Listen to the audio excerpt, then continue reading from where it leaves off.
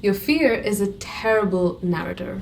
Right now, it's telling you a story about something that hasn't even happened yet, and you are believing every word of it. Maybe it's going to the social event tonight. Maybe it's a presentation at work, or maybe some public speaking. Or maybe it's even posting a video or starting something that you've been sitting on for weeks. Now listen to the narrative that your brain is telling you right now. They're not gonna like me. What if I mess up and look stupid? What if I completely freeze and everyone there judges me? You've probably been running this exact movie in your head for hours, days, or even weeks.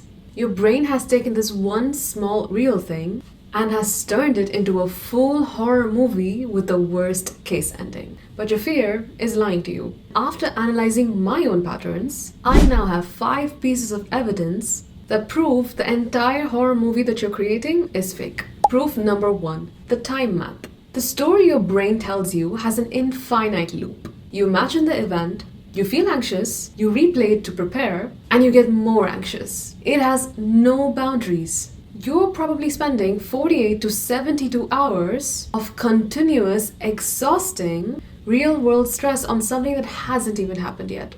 But the actual event, the physical reality, that has a finite spike. It has strict time boundaries. It starts and it lasts for maybe 15 to 20 minutes. Your nervous system does spike, but your body adjusts. And your body always adjusts. And then the event just ends. Look at the allocation here. You are actively trading days of real-world actual peace for minutes of temporary discomfort. That is a terrible trade. The story that you have in your head is like this endless, overwhelming ocean. But the reality is always just a puddle that you just have to step over. Proof number 2, the data glitch. So I learned about the psychological concept when I was studying, called the availability heuristic. It is this mental shortcut where your brain estimates how likely something is about to happen based entirely on how easily an example comes to your mind. And because human biology has an evolutionary negativity bias, meaning we're hardwired to remember danger and embarrassment more vividly than safety. Your negative memories are always stored in the highest resolution. Whenever I used to psych myself out before an interview or walking into a crowded room, my brain would run this quick search on my past.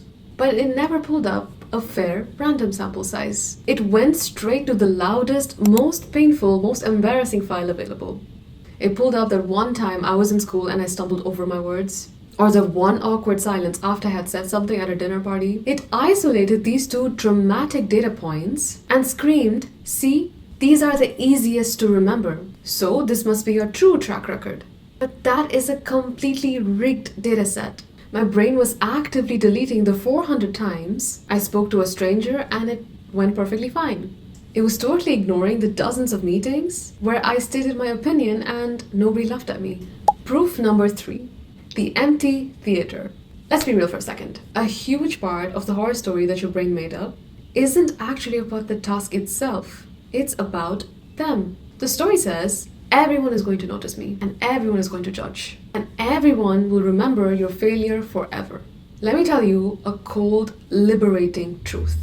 Nobody cares. Truly, nobody cares. I used to walk into environments thinking everyone is probably dissecting my outfit, analyzing my posture, or judging the way I look.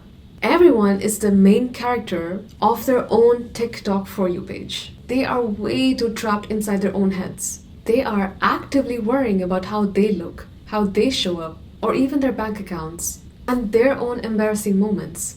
So they probably don't even spend more than 3 seconds thinking about yours. You aren't the center of their universe, and thank God for that. Proof number 4, the first video. I remember exactly how terrified I was right before I posted my very first video on this channel. The horror movie in my head was a literal catastrophe.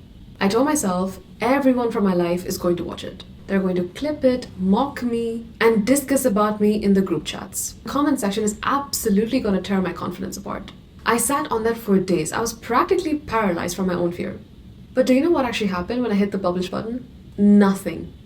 The algorithm didn't even pick it up first. There was just a video sitting on the internet with 3 views and just silence. I realized that my brain had built a massive terrifying simulation of an environment it had never actually tested. This goes back to what I actually mentioned in my overthinking video on this channel. If you haven't watched it, it's linked below. Basically, one of the points I made in the video was your brain hates gaps. What I mean by that is when you haven't done a specific thing, your mind fills the blank space with the worst case scenarios to keep you safe on the couch. But the second you actually step into that room, or start the conversation, or submit the project that you've been putting off, the simulation completely evaporates. You are left with reality, and reality is always manageable. And finally, proof number 5, the undefeated track record, the ultimate data point. I want you to look back at your actual, physical, unshakable history. Think about every single previous fear spiral that you've ever had in your life. The ones that kept you up at 3 a.m., the ones where you're completely convinced that your career, or your life, or your social standing was over. Every single time, you were absolutely certain that this was the one that would break you.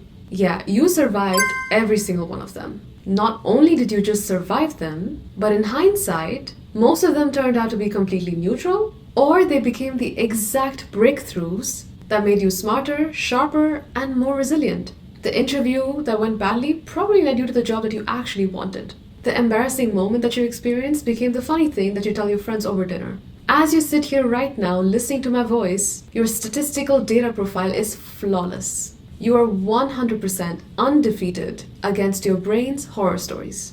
Your capacity to handle reality actually has a perfect track record. With a history that perfect, why would this specific time be the time that breaks you? It won't.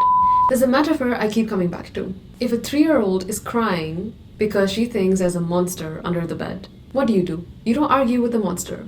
You look at her, you smile, and you show her there's actually just a pile of laundry sitting underneath the bed. Your brain is a 3-year-old right now. She or he is genuinely scared, and you don't have to dismiss that.